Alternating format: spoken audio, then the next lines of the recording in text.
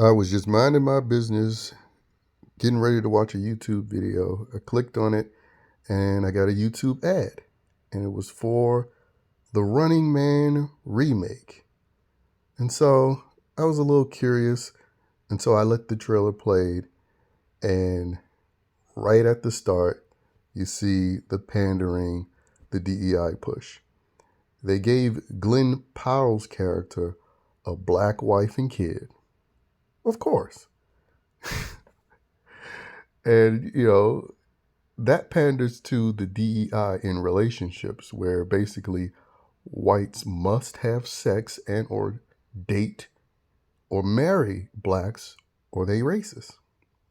Yes, that's the logic. And if you go into these, relationship spaces, travel spaces where, Negroes go to other countries, they'll tell you that if, you don't see interest in them romantically, then you are a bigot.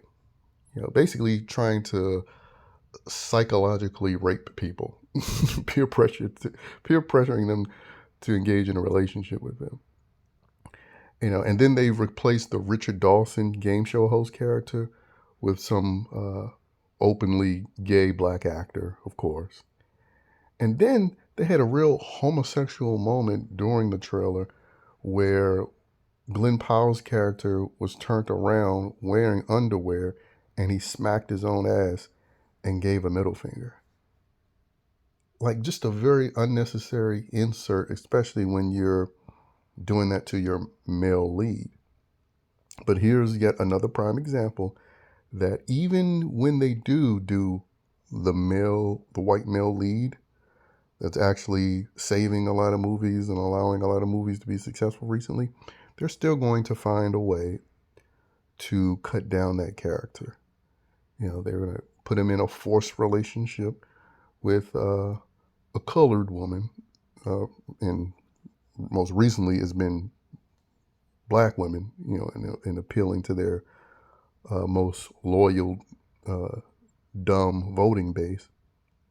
I mean, we see it all the time, not just through movies and television shows, but all of the commercials will suggest that over 90% of relationships are white people with someone of some other race, particularly with black women.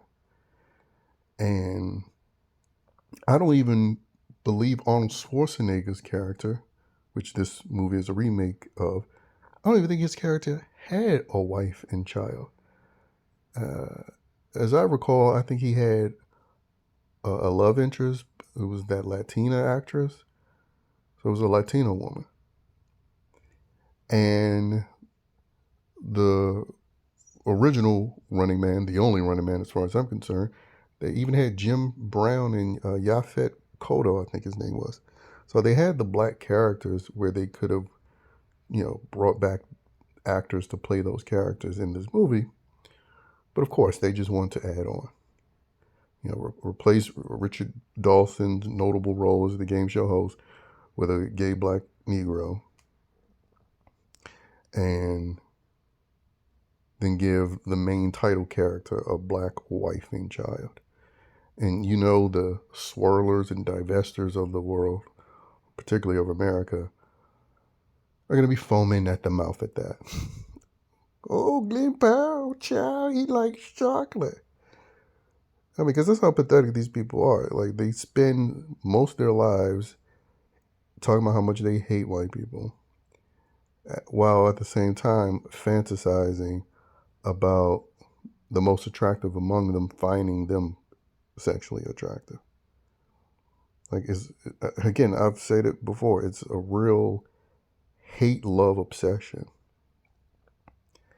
And quite frankly, white liberals in general, well, I should say white people in general, they only have themselves to blame because they're the ones that, wanted to practice this equality nonsense and diversity in the first place.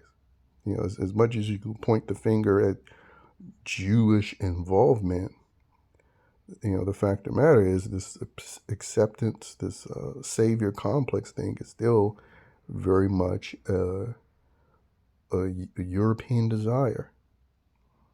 Now, of course, other groups have exploited that, like, Jews and minorities, but it's still a part of the European's nature to play savior, the same way it's part of the nature of other groups of people to be utterly agents of chaos and destructive.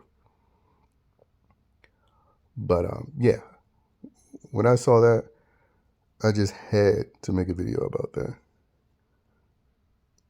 Because the first shot was him like holding a clearly mixed race child. I was like, no, they did not just give Glen Powell a black love interest, and then you see, yep, confirmed. I mean, you already knew by the child. I mean, there was an outside chance that maybe he was like rescuing the child or save the child from something, but then it was confirmed, oh, no, that's his kid.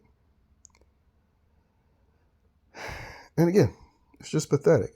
And this is a further example that, DEI will never die. It has to be killed.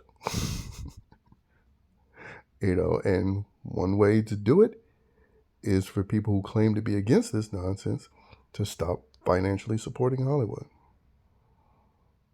I've had to have made hundreds of videos stating that fact on my previous channel that's been deleted, and I'll continue to say it on this channel.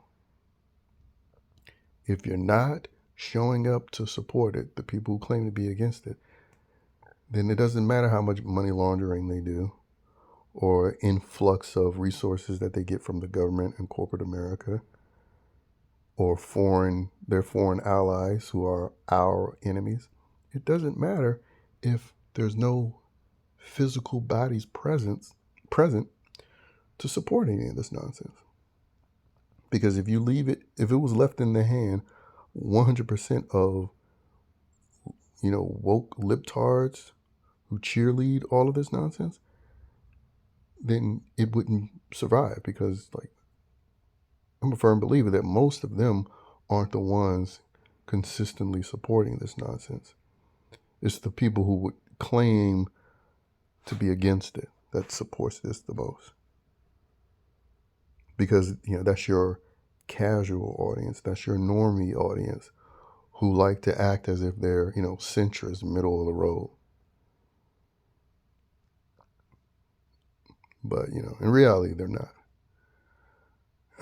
But anyway, that's all I have to say about this. And again, it goes without saying, this is going to be another trash rehash. But if it makes money like the Twister movie did with Glen Powell, then, they'll keep making this shit.